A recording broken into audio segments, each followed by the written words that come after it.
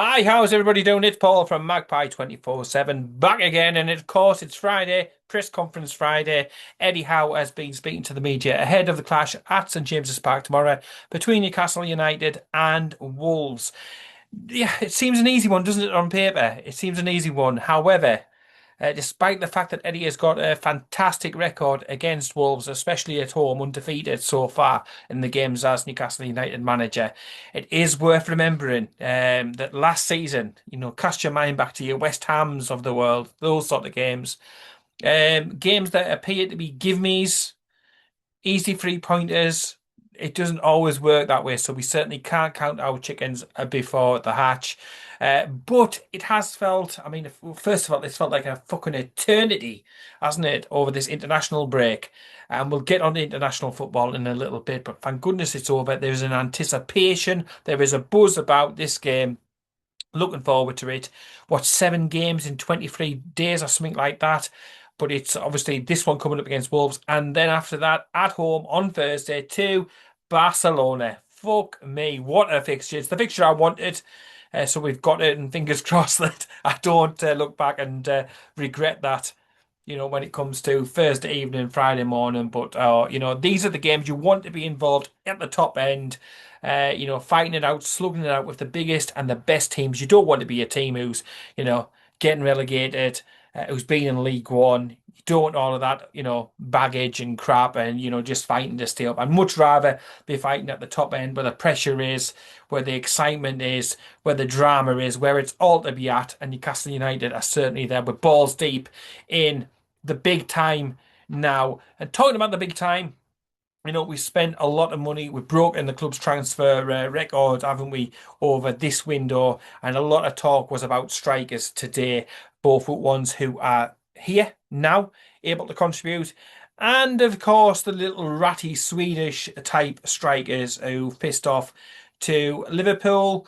But, at the end of the day, it's not so much about him leaving because at the end of the day, all players do eventually leave. The way he went about it was absolutely like the rat that he is. You've got to call it as you see it. There was a few questions today from the press about Isak, but it's more important, I think, to focus and to concentrate on the players who want to be in Newcastle United and who are going to do the business this weekend. So yes, we get into Eddie Howe's press conference and he started on about the season up to date. The fact it's been a bit of a slow start with regards to points. However, performances have been much, much better. And you have to agree with him on that. I think he's been harshly done by with regards to results, decisions, frustrations, limitations, and that sort of thing. The performance at Aston Villa, 100% together, unified, committed. They were the better team by far against a very good Aston Villa and a very good manager in Unai Emery. We deserved the points there. We didn't have the striker to stick the ball in the back of the net. Ultimately, that bit us in the arse. So a point there. A home game. We've only had the one home game so far as well. That's worth putting into context. That was against the reigning champions Liverpool. They come to St James's Park. The whole issue with Isak and their fans acting like love-struck teenagers. They get the win in the most cruelest of circumstances. The way it normally goes between the two clubs, isn't it? There's always late drama, there's always twists and turns, and that certainly was a game of high quality, high drama, high entertainment. It'll be a Premier League classic that goes down as such, over the years. We came out the wrong side of it, but look, on another day, we easily could have got all 3 points on there. There were large periods of that game, despite playing for 10 men for most of it, where we were, again, much the better side. We scored some good goals. We showed heart. Again, togetherness like we did against Aston Villa. We were unlucky and we go into Leeds. Yes, we didn't play our best football. I don't think it helped that we had a Sula up top running around like a bit of a headless chicken. I like the lad. I think he's good. He's chance class. But I've still got major question marks, as I've said on previous videos. Missed the focal point. But at the end of the day, if you get a free kick and it goes your way, if you get a penalty, get a goal, you somehow scrape and claw and get ahead in that. We keep a clean sheet, and then it's looking a lot better. So I think all in all, the first couple of games, I think that's a fair assessment from Eddie Howe in that, slow start. but definitely good performances. He then went on and spoke about a number of issues around players. We'll start with Lewis Hall, and he said, with Lewis, like the rest of the squad, your Joe Willicks, your Lewis Mileys and stuff, with so many games in a short period of time, it is going to be about squad rotation. The same players can simply not play week in, week out. We know Eddie Howe likes to stick to a settled team, but that's just not going to be humanly possible. So he spoke in particular about Lewis Hall. And said, look, he's ready, he's trained well, he's actually benefited from not going away with England. Luke Shaw, by the way, what was that on social media on about the fact that he could be the England left back they nailed on? Like 10 years ago, maybe, but not now, fuck's sake. But Eddie Howe spoke glowingly about him, said he's benefited from the training. They're taking it steady. They're being very, very careful with him because he's a young player. He had a bad injury. They don't want to rush him. They didn't want to chuck him in the deep end. And then as a consequence, he's missing out for longer term in the future. So they've been easing him in slowly, steadily, but surely. Look, with the players that we've got at fullback, quality options all over the place. So it hasn't affected the team. It hasn't affected the output or anything else like that. We trip you about Tino Livramento, class right back, class left back. That lad can do a job pretty much anywhere, can't he, Tino? So yeah, he's going to get his chances. Will it come tomorrow? Perhaps. Lewis Hall may go back to left back. Tino might go to right back.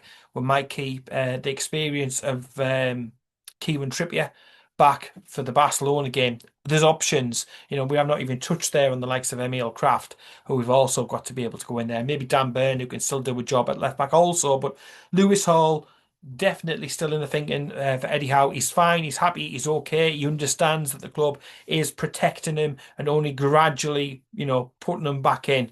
And it's the right thing to do. It's all about the sports science. They've invested heavily, the club, in that. So it's about listening to their advice, not rushing as much as we would all love to see Lewis Hall back in the team. We then got on to Johan Wissa. Now, we all saw a few rumblings on social media after the Congos game. He came off in the second game early. He had a good international break, scoring goals, getting assists. But then he came off early in the second game, which is absolutely good because I think he'd have been a shoo-in to start tomorrow, to be honest. Came off. He said that he'd come back to the training ground yesterday. First time that he'd met him, he'd gone for some tests and some scans. He's off to see a specialist. There's no timescale on his return. And the irony on the situation is not lost by yours truly. We signed him as Callum Wilson's replacement, and he certainly slid into those shoes very, very nicely. He's missed, 8 games in 4 seasons for Brentford down in London. He comes to Newcastle United. He hasn't even stepped foot on the training pitch yet, and he's got an injury. He's going to miss games. We just don't know how long. It could be, it's how long is a piece of string. It could be that he's missing for weeks, days, months. We just don't know. Could he be involved in Barcelona? Yeah, there's nothing to say that he won't be at this moment, but it's probably looking not very certain, shall we say, for that one. So a major question mark over Visser so far, but he certainly, like I said, the irony is he's certainly doing the Callum Wilson role in the squad quite well, isn't he? Goodness me, £55 million. It's just our luck. It's just our luck. But look, long term, medium term, even short term, it will be a cracking signing. He will score plenty of goals. It is just frustrating that we're not seeing him tomorrow leading the line. Because I think he would have absolutely worked brilliantly against Wolves, to be honest. But, que sera, sera. He touched upon the fact that he's pleased to have got Visser in. He's an established, elite Premier League scorer, and it's not just about last season. He spoke about how he's been really well over the last couple of seasons. And again, of course, he's an Eddie Howe signing. He spoke about his flexibility, how he can play up top as the focal point, or out wide, or again, withdrawn. Eddie likes that in his signings. He likes somebody who, you're not just your starting position. Where else could you play it to? If we need to change the system mid-game, can we move you somewhere else? Have I got that tactical flexibility? And Eddie Howe was like, yeah, that was again another major tick about us pursuing him and getting the deal done. Touched upon, obviously, Volta Mada. A lot. He's been seen all over Tyneside, hasn't he? He's been seen doing his shopping, meeting and greeting with fans, restaurants, all sorts, taking it all in. Obviously, again, he was away for the international break with Germany, played quite well, got the assist. Again, spoke about anyhow that you can't compare. Yes, he's watched the game, the Germany game, but you cannot compare Germany and Newcastle United. Different teams, different systems, different other players around you. You cannot compare apples and oranges all day long. But he spoke about the fact that he's been in training, he's looked good, he hasn't looked out of place. He's a funny guy, humble. Great around the rest of the group, so all the signs are positive. And Eddie Howe spoke very, very, very glowingly about the lad. And again, Eddie Howe will be out training them as I'm recording this, sprinkling a little bit more of that Eddie Howe magic across Voltameda. But he will lead the line tomorrow. There's no doubt about it. There's no chance of Asula leading the line. He'll probably be on the bench, you would think. And again, a great option, isn't it, to bring off the bench to be able to bring Asula off, ruffle a few feathers, get running, but he's not ready. He's not ready to start.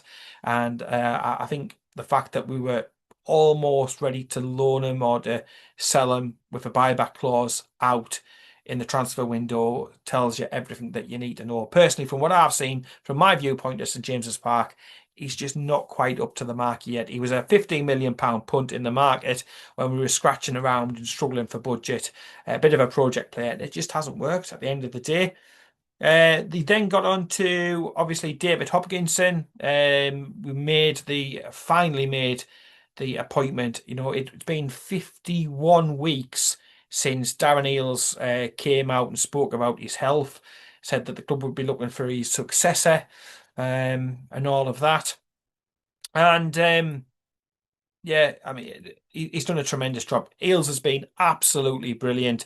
The work that he's done, the success on the field, um, and all while struggling with a serious health condition. You've got to applaud him. What a bloke! What a man! And welcome back to St James's Park any time. And fingers crossed that he fights this and he comes out the other side. So Eddie spoke today about his successor, the replacement, David Hopkinson. Great experience, lots of commercial experience, and I like the sound of that because we do need to bring in the big bucks to be able to keep pushing and signing better players all the time. But he come in. Communication's been great. We've had lots of communication from him this first week. Eddie said he spoke to him quite a few times. They've had meetings. Everything is absolutely great and positive. And he said, he's got a very rich experience. He knows himself. He's probably sitting there rubbing the money, rubbing his hands together and like, bring on the money. He's thinking like the rest of us. You can get in some extra signings, and we can really push the squad on, develop the squad, have a great backup to the first team because that's what you need to be able to fight up toward the upper echelons of the Premier League. It's not just about your starting 11. It is, of course, all about the squad. They then went on to the fact that we do need a new sporting director. Obviously, he wasn't. I mean, he didn't go for many pints down the pub, shall we say, with his the predecessor into the role. We have missed having a sporting director there, but he spoke on the thing that yes, I like working with them. I've had no issues before. He mentioned Dan Ashworth.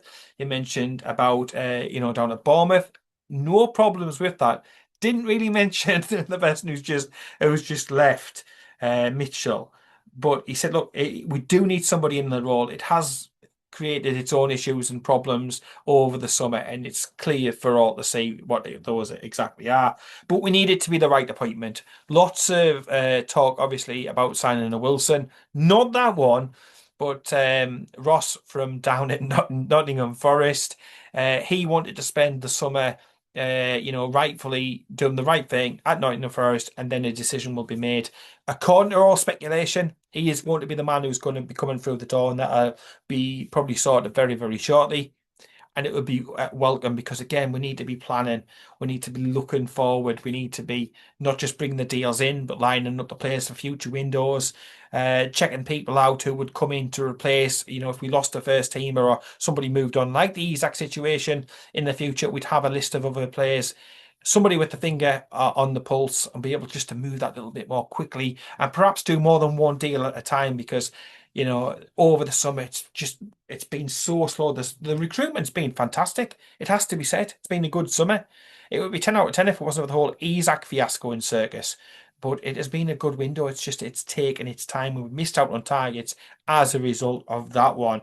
But yeah, he said that Eddie Howe said today he's absolutely desperate for somebody to come in to take over and to sort of shoulder a little bit more of that pressure and that weight because you know there's only so much that one man can do. I wouldn't be surprised Eddie Howe, he makes the sandwiches up, does the cooking, cleaning, whips the hoover around, does a bit of mopping. He literally does a bit of everything, doesn't he, Eddie Howe?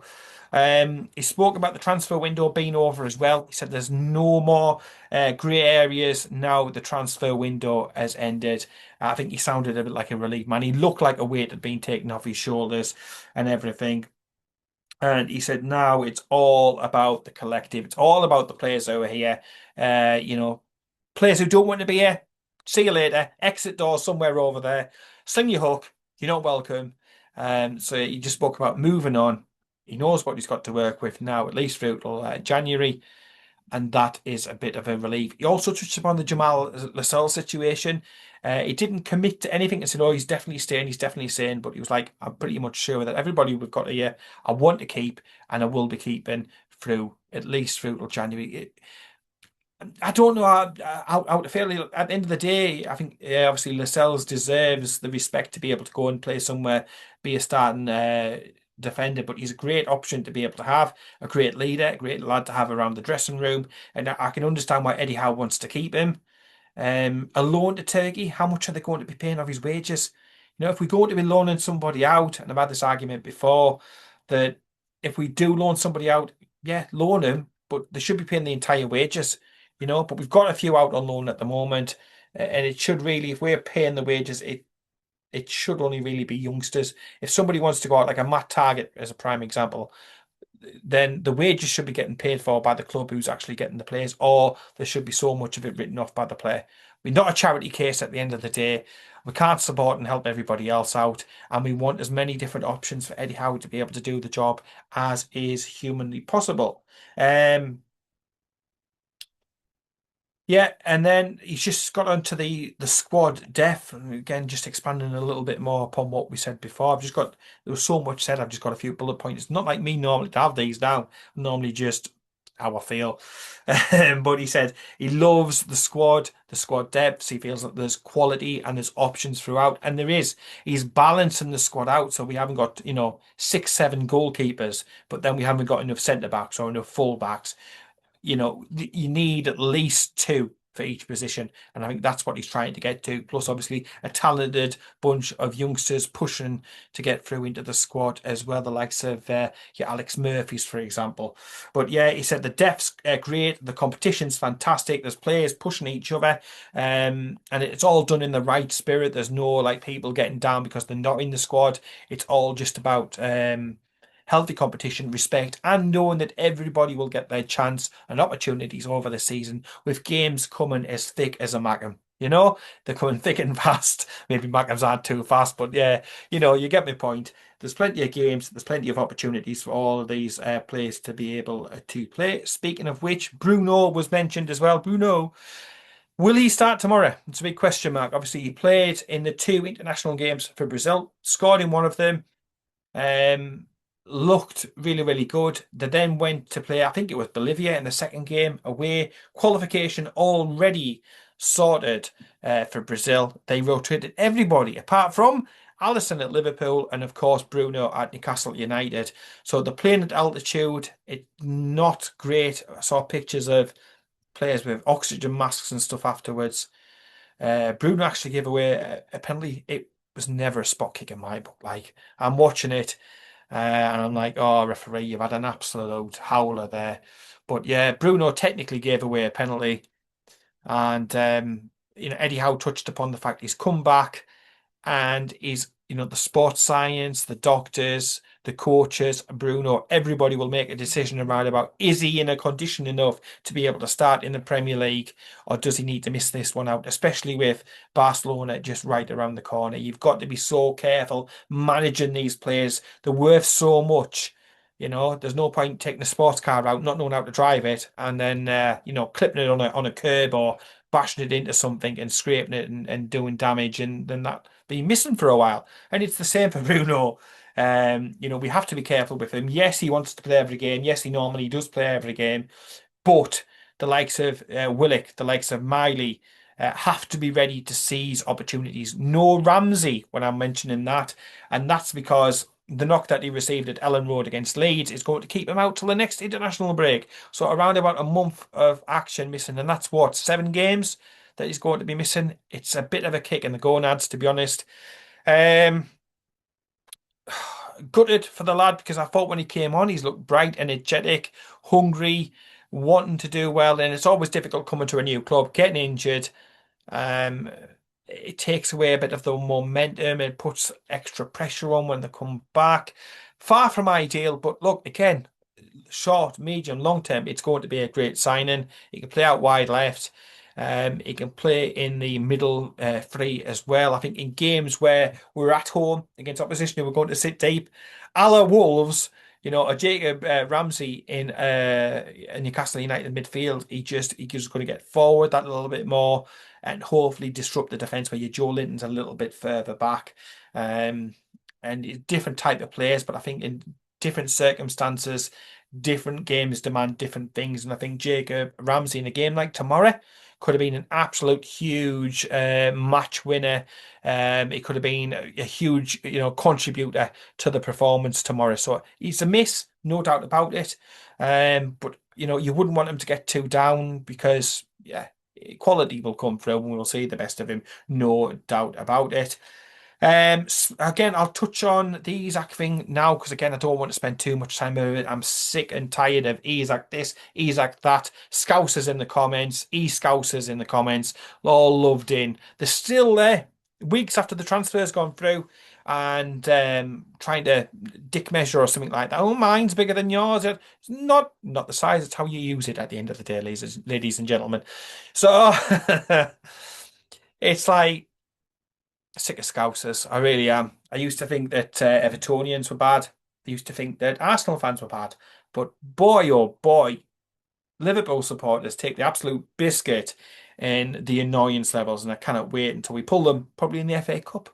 No doubt, because it's written in the stars for Isak to come back to Newcastle United, where we will get an absolutely hellacious welcome him back.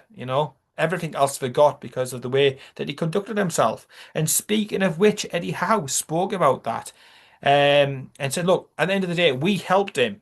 We, the collective, not himself. We made him the player that he become. When he signed, I've said it before, I'll say it again, he was the Spanish Emil Heskey. 5, 6 goals. Nobody else was talking about him. Nobody else was talking about him. We took the punt on him. We paid the big bucks for him, and we helped make him the player that he was at the end of the day. Now, I take nothing away from him. Quality player. He played his part in that, no doubt about it. However, all this crap, all this circus around him, his agent and stuff like that. In years to come, he will regret the decisions that he's made because you don't burn your bridges. Yeah, the grass isn't always greener on the other side. You don't burn your bridges, and there's a way about going around doing things and stuff. And he was asked about his relationship with him, and it sounds as if they haven't even spoken, you know, uh, at all, even since he's gone. No messages, no nothing. He said it was difficult and it changed. He used to have a really good relationship with Isaac. It changed when he went on strike. Could it be anything else but? If somebody downs tools and says, I'm not working for you, I'm not doing anything for you, when Eddie Howe's all about the collective, that's going to put a strain on any sort of relationship that they had. Um, but he said, look, communication was difficult when he was on strike. He was coming in on the afternoon. The group had gone. Eddie was in meetings trying to get transfers done, scrambling round to try and get the situation so that he could get his wishes and leave, you know. So he said barely spoke. But he said, look, at the end of the day, Alex is gone. We've moved on. We've got different strikers with different qualities. And it's about the future. It's nothing about the past, which I think is a really, really good way to look at it. You're only as good as your last set of run of results that you're on, and the future. You can only affect the future. So he's happy with what he's brought in, and he thinks there's plenty of goals in them as well. And he said, look, the the team is evolving. It's an evolution of the team. It won't be like it was before. Touched upon the fact he's got two different types of scorers in. They could play together. He likes the system that they're in, and he likes the flexibility that we've got. And again, as touched upon before, Visser can play several positions. So can Walter Marder. He's been a 9, he's been a 10, he's also been a number 8 earlier on in his career. So it's about finding different ways. It's about moving on from Isaac. And end of the day, we're going to score lots of goals. It'll be Isaac who after a little bit of time. But yeah, little bit surprising that they barely spoke. I don't think there's only been any communication when he's been leaving. No sort of goodbye messages. No thanks for everything that you did for us. No, absolute nothing. Selfish, greedy, money driven. Bit of a bastard, isn't he? Bastard's trick. But that's the thanks you get. All that extra time that Eddie's poured into him to take him from the Emil Heskey of Spain into the Ibrahimovic. Oh, easy for me to say. We'll say into the Cristiano Ronaldo type levels of goals, assists, fancy footwork, and stuff like that, shall we?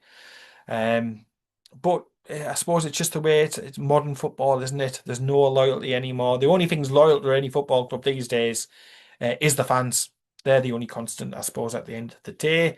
And then he just said he wants to keep this squad together. He's excited by this squad's, possibilities, where it can go to, the different things that it can go into. We spoke about the Barcelona match coming up, like I say, he just seemed to be really glowing, really energetic, refreshed, recharged, and I think just relieved that this entire transfer window was over. And yeah, if anybody of you have watched the press conference, the reference to a sexy season, it brought back memories of Ruud Gullit and his all sexy football. Well, let's hope tomorrow we see a little bit of that sexy football on show against Wolves. Hopefully, Strand Larsen doesn't play because obviously we all know we put bids in for him. He's had injuries. He's a doubt for the game, but you know what happens. There's certain unwritten rules in football, and when something like this happens, it normally the come back and the score against you. I don't want that. I don't want that at all. I'd like us to keep a clean sheet. I think we're capable of getting goals tomorrow. I really do. I don't think it'll be easy as what some are thinking at the same time. But if I had to predict, I'd be sitting there thinking of a 2-0. I think a 2-0, a comfortable 2-0. Hopefully an early goal as well, because they are going to sit back. They're going to play a 5 across the back. They're going to be very, very deep. Look to hit a striker or Strand Larsen up top and break on us and try and use set pieces and use everything else like that. But it's up to us to break them down. And that's why I was hoping that Visser as a focal point would be available tomorrow.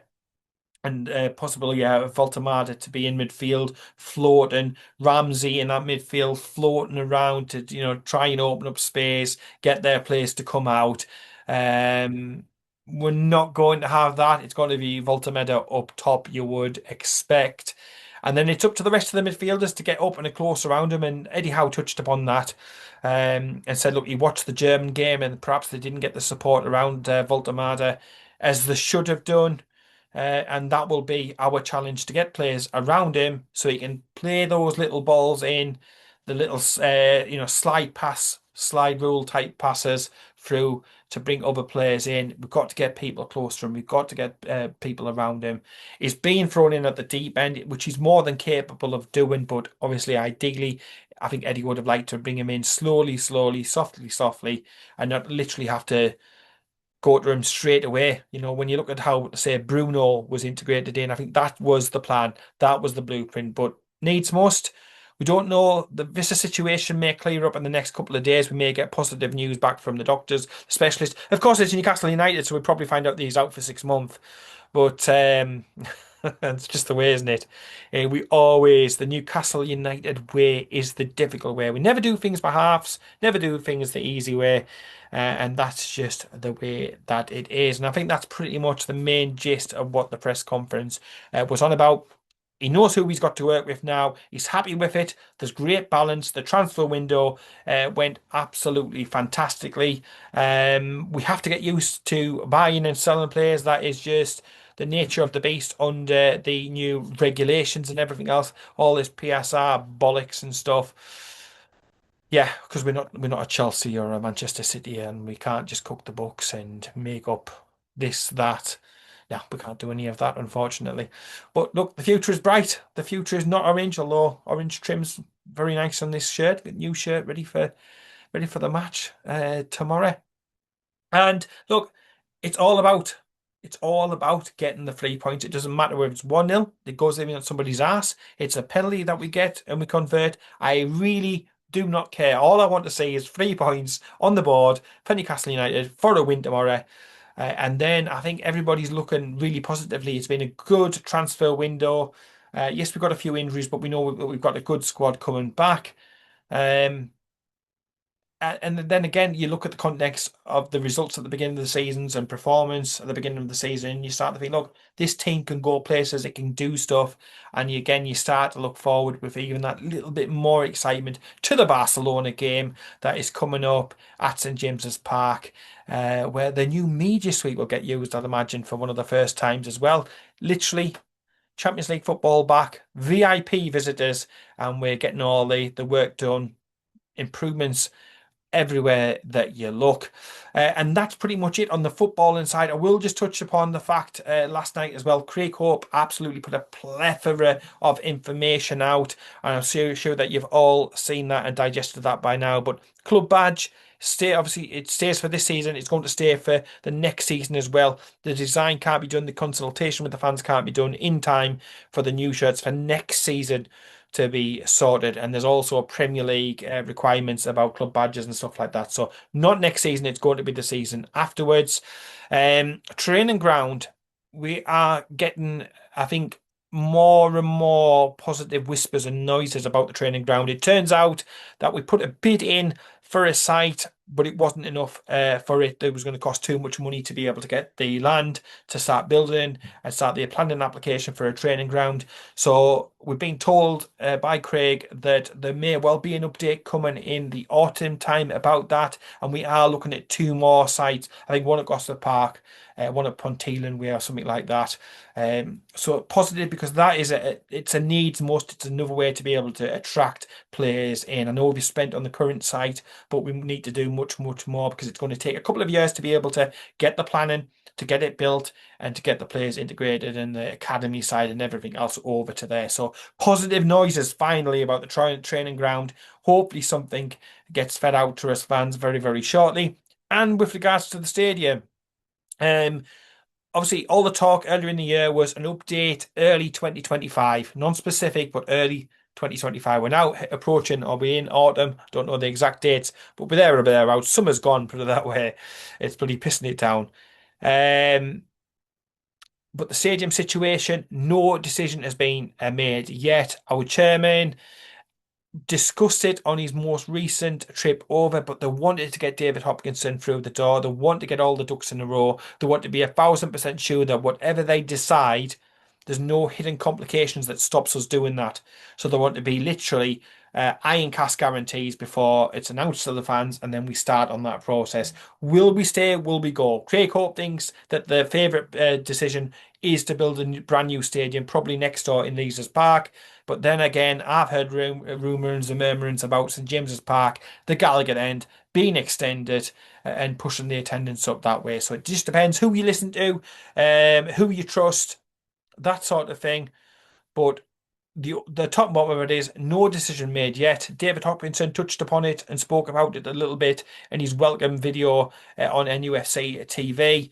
And again, excited about what is to come on that. Do we stay at St James's Park? It's got the address, it's got the postcode, it's got the positioning in the city, or do we go for something new, custom made? It's a difficult one. I can see the pros on both sides. I really, really can. But people are telling me that it's more likely that we're going to be stopping than you Craig Hope's bit, and he's all on about no, they're going to be moving to a new stadium. That's the way that they're going to go. But no time scale on when we're going to be told about that. The can continues to be kicked down the road, but look, it's not as if we're struggling. It's like you're in a five-star hotel or something like that, and they're saying, "Oh, we're going to be building another brand new five-star hotel. Are you interested?" Right next to the current one. Five star as far as I'm concerned. I know St James's Park, there's a few issues here and there. The concourses aren't as wide. The internet's baba for half time when you're trying to check the other scores and stuff like that. The sound system isn't great, etc., etc., etc. I love the bloody place. My favourite place on the entire bloody planet. As soon as you head up through the central motorway and I can see it's sitting there on the horizon, love it every single time as I'm travelling up. 2.5 hours up, 3.5 hours back home because of the bloody traffic getting out of the city centre. But I wouldn't have it any other way. Love St James's Park. It's a win-win. Whichever way we go, we get brand new and shiny and all the bells and whistles. Or we get an extended St James's Park. Happy days. Win-win. I'm all right with that. I'm all right with that. But yeah, I think that's it. It's been a bit of a long one. Bit of an update. Eddie Howe's press conference and the latest news flying about Newcastle United. Everybody cross your fingers. Positive news about Johan Visser. Hopefully he'll be back sooner rather than later. Alongside, hopefully, Jacob Ramsey. Hopefully he's not out the amount of time. He's not going to miss 7 games. Hopefully he's back a lot sooner. But yeah, fingers crossed. Prayer mats and all that sort of thing. I hope everybody has a good time at the match yesterday, tomorrow even. It's been a tough couple of days. It really, really has. I'm looking forward to being at the game. And just as well, quick mention that after the match, there's going to be a post up. Get your scores in for the players. We are going to be doing some new stuff coming up with regards to scoring the players. So I want to know what you think about the players' performance out of 10, out of each of the games. So it's not just your generic Chronicle one where it's virtually a load of sevens and the odd five. I really want you to put your opinions into what you think about the performance of each of the players, the manager, the subs, everything. Yeah, so I will leave it at that. In the meantime, please subscribe to Magpie 24/7. It doesn't cost you anything, but it does help us out absolutely loads and massively. So I do appreciate that one.